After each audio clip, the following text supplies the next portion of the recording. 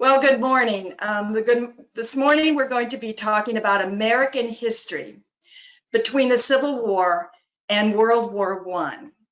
And I just want to review some of the early U.S. history. We know there was the Revolution, and the United States government was formed under the founding document known as the United States Constitution. Almost immediately, the nation began to expand, both in population and in geography, expanding its borders. But the territorial regional tensions that had aggravated the settlers even before the Constitution was written continued. There was the populous North and the rural South. And these tensions crystallized around the issue of slavery, and the Civil War was fought. The Civil War was fought, and the South lost the war, and Reconstruction begins. I want to start, first of all, looking at some vocabulary, because we're going to be using this for the next few slides. Manifest destiny. Manifest destiny is the notion that the United States was destined to expand its borders throughout the North American continent. The term ratification means action taken by the states to make an amendment to the United States Constitution official. And of course, that is written into the Constitution, that whole process. Suffrage means the right to vote. And imperialism refers to a policy that extends a country's power and influence beyond its borders through either diplomacy or military force. So at the end of the Civil War, again, the North prevailed, and the southern states, the 11 Confederate states, were being brought back into the North, into the country called the United States of America. And at that time, 2 amendments to the Constitution were written. The first of these, the 14th Amendment in 1868, as granted citizenship to formerly enslaved people and prohibited the states from depriving any individual of the right to life, liberty, and property without due process of law. And the Second Amendment, the 15th Amendment, prohibited states,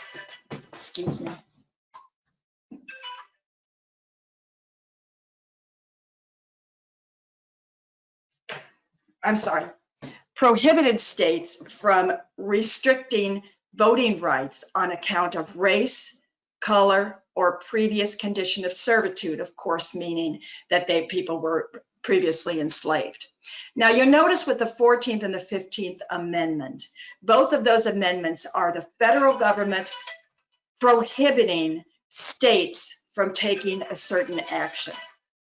And that meant that the overall government had power over the states to limit the states' power to limit the rights of the people who had been formerly enslaved. Now, I talked about Reconstruction, this period of 12 years, and it meant Reconstruction simply means that we're reconstructing the Union. We're bringing those Confederate states back into the Union. And Reconstruction consisted of 5 things. The first of these was to set up 5 military districts in the former Confederacy. And each district would be headed by a military officer who could remove a state official and appoint a new state official. So let's just say a governor of one of those states was acting contrary and was ruling as governor contrary to the principles that were enshrined, particularly in the 14th and the 15th Amendment. That district officer had the power to remove that official and replace that official with someone else, even though that official was duly elected by the people of that state. The third part of Reconstruction was implemented regulations on voter registration, and of course this would be to support voter registration. And the fourth was that all states were required to ratify the 14th Amendment. And the fifth principle was that states were required to draft new governing documents that included laws on Black male suffrage. Those documents would particularly be state constitutions. So Reconstruction came and went. It was 12 years that these 5 things were implemented and brought a federal government's power into the southern states in order to bring them back into the Union. I'm not enough of a historian to really speak on why Reconstruction ended. At that time, there was a lot of violence. The Ku Klux Klan was growing, and there was a lot of violence in those southern states. There was also an election of 1876 where there appears to have been some sort of agreement made that the election would mean the end of these Reconstruction laws. And so in 1877, Reconstruction ended. Going on with that period of time that we're talking about, we're looking at a tremendous amount of westward expansion. And again, this principle of manifest destiny, again, means that the country expanded into the westward, across the Mississippi, and then across the Rocky Mountains. And this expansion was facilitated through a lot of things, but one of these things was the Homestead Act, passed in 1862, which gave 160 acres of free federal land to settlers who would agree to just improve the land, and building a house on it would qualify as an improvement of the land. So that brought an enormous number of white settlers coming across, again, the Mississippi River, and then further west, the Rocky Mountains, which had an enormous impact on the native people who already lived there. Now, we know during pre-Civil War, during the Andrew Jackson administration, the Indians that had lived east of the Mississippi were removed through the Trail of Tears to the western part of the country, which was then just across the Mississippi, and were put on reservations. There continued to be, with this western expansion, intrusions into even those lands, which set up a lot of conflict with the Indian people. The United States was not only expanding within the North American continent, it was becoming an imperial power. And again, it's a trading power. We're using this idea that imperialism means that a country expands its power and influence beyond its borders. There was some unrest in Cuba, and Cuba was ruled at the time by Spain. And Cuba was very important to the United States trade in sugar and tobacco. And there came a time when a battleship was sunk, a US battleship was sunk in Havana Harbor, which then resulted in the United States declaring war on Spain, which created the Spanish-American War. As a result, the Spanish-American War and the United States having prevailed in that war, the United States acquired Guam, Puerto Rico, and the Philippines. So that expanded the United States into an empire. It brought the United States into countries outside of the North American continent. As we know, Guam and Puerto Rico are still territories of the United States. The Philippines became independent in 1946. I want to now introduce some more vocabulary. We're going to be talking about industrialization. And industrialization is the development of industry in a country or region on a wide scale. Immigration is the action of a person coming to live permanently in a country other than the one they were born in. A tenement is a room or set of rooms within a house or a block of apartments. And exploitation refers to the act of treating someone unfairly in order to benefit from their work. So within this period of time, we are looking at industrialization during the turn of the 20th century. The country had been industrialized since its founding. Remember, I talked earlier about the tensions between the industrialized urban north with tensions with the rural, more less populated South. So this industrialization just simply continued. And the growth of US cities was enormous, and it was fueled by factories and industry that depended on many things, but two things: raw materials and labor. And I want to talk about raw materials again, looking back at the reasons, one of the reasons, at least probably the only reason, for the Spanish-American War was the fact that the United States no longer had access to some of the raw materials it needed to use in manufacturing finished products, which it then used in its trade. And then, of course, there's labor. The country needed people to work in those factories. So, and at the same time, there was a lot of innovation, a lot of new inventions. There was new technology, and in transportation systems as well.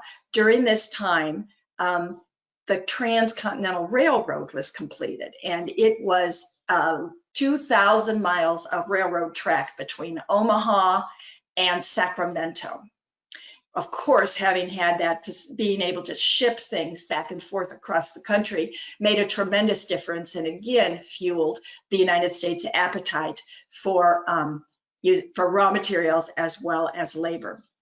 The telephone was invented in 1876 by Alexander Graham Bell, and the electric light bulb was invented in 1879 by Thomas Edison. So we have lots of new technology. Now, at this time, we want to look at immigration. Again, immigration is where people, families come from a place where they were born into a new place. And this new place during this time was the United States. Immigration, of course, people traveled to the United States by ship. And so we know shiploads of people would come into New York Harbor dock, and then they would go to Ellis Island, called an Immigration and Inspection Center. It opened in 1892, and its peak year was 1907, when it processed more than 1 million people into the United States.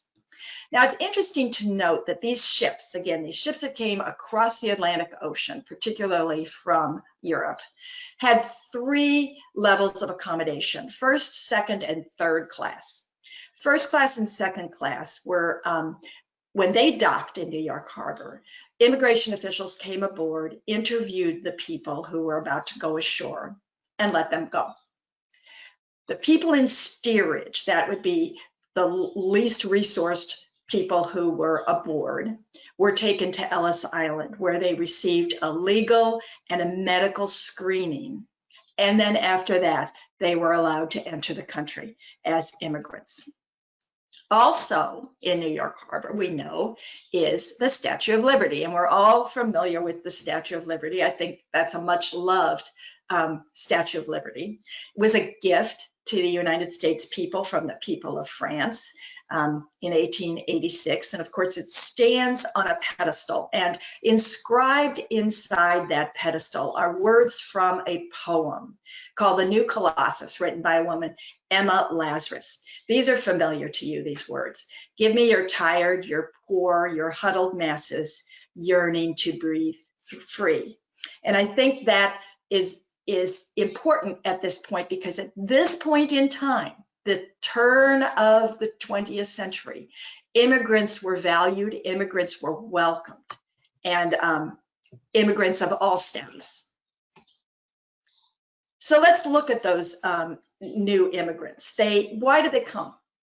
Well, it can be described sort of as a push-pull. In many, many cases, people were pushed out of their countries of origin. There was political upheaval, social unrest, probably some economic issues, for instance, famine, that made it impossible for them to live in their country of birth. And they moved to the United States in order to earn their living and make a new start. The pull would have applied to other people who would have come to the United States as a land of opportunity. They wanted to be part of this new and growing society. They wanted to build their lives and build their dreams. And so they came here pulled here because this was a new country. But I want to focus on the people who came with fewer resources. They often came into this country, again, with little except the things they were able to bring with them. Most of the time, they came into those urban areas where there would be employment available. But they came without knowledge of the language. They didn't know the customs. They maybe didn't know many people. Maybe they knew a few people. They needed work right away. And they often lived in what we know now is called tenements. And it is just a set of rooms. But in this case, they were often overcrowded, unsafe, often unhealthy places for people, children to live. And they were all crammed in there together. And they went to work wherever they could. And often they were exploited, an exploited source of labor, and treated harshly at the beginning of their lives here in the United States. So we had starting, this is a political movement, we had starting at the same time a progressive movement, people who call themselves progressives. And they focused on easing suffering of the urban poor. Again, this ties right back into this situation of the immigrants at this time. They were interested in improving unfair and dangerous working conditions, including child labor.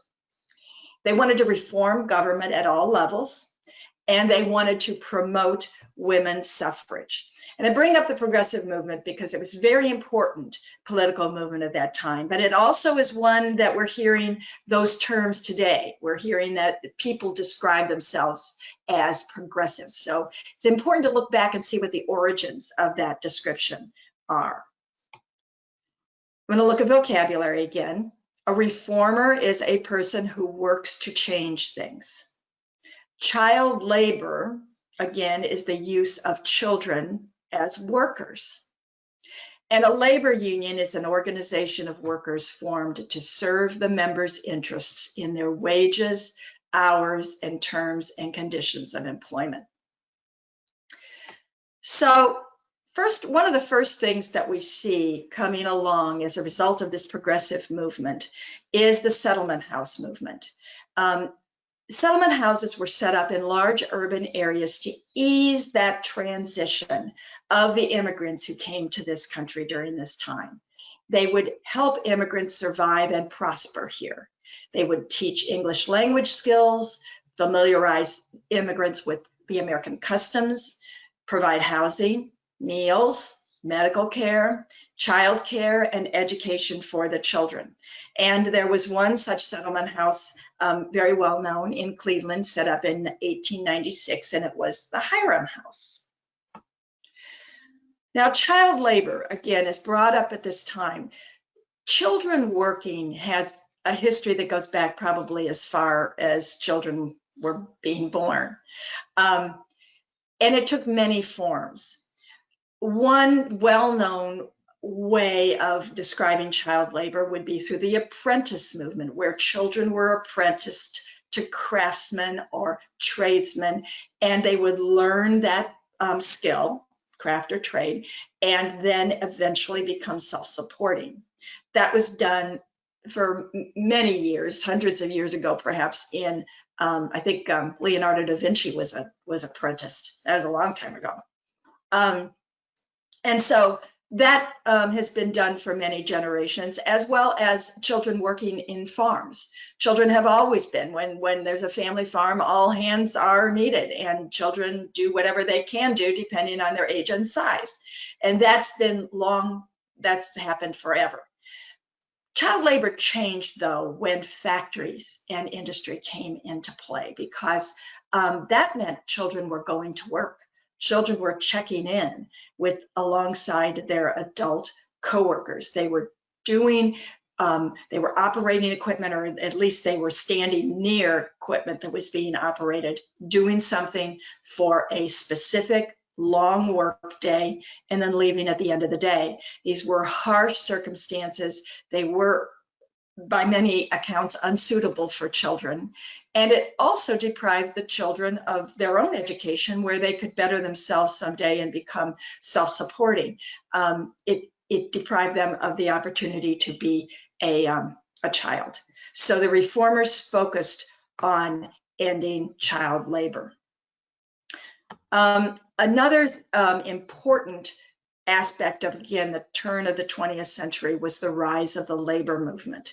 Again, we're looking at the work situation at that time. It's no longer family farms, small businesses, stores that are run by the family.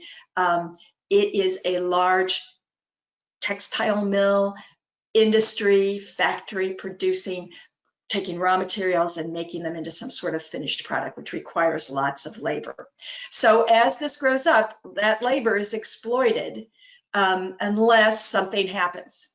And what happened was the formation of a labor movement where workers would come together, form associations, and advocate collectively for things that affected their wages and their hours of work and their terms and conditions and safe working conditions. So what they advocated for at this time was an 8-hour workday, higher wages, an end to child labor, and they wanted safe working conditions. Now, whenever the labor movement rises, wherever it rises, it always meets with some pretty stiff resistance. And there's a couple of episodes during this time that are examples of that.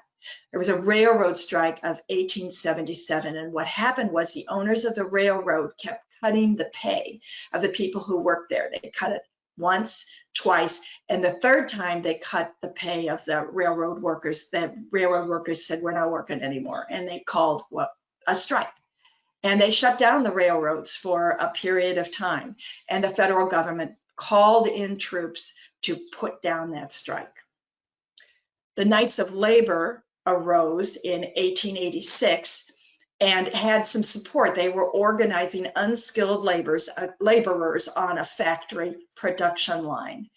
And in Chicago, there happened a Haymarket riot where, as a result of this resistance from owners, there was a lot of conflict.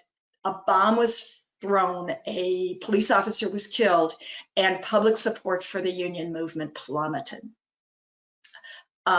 During this time in 1866 too, the American Federation of Labor was formed, and it's still around. It formed around different craft and trade groups. Their organizational model was to set up different unions based on what those people did as far as their work. If they worked at the same kind of job, then they were grouped together in the same union. So those are kind of the high points of this period of time.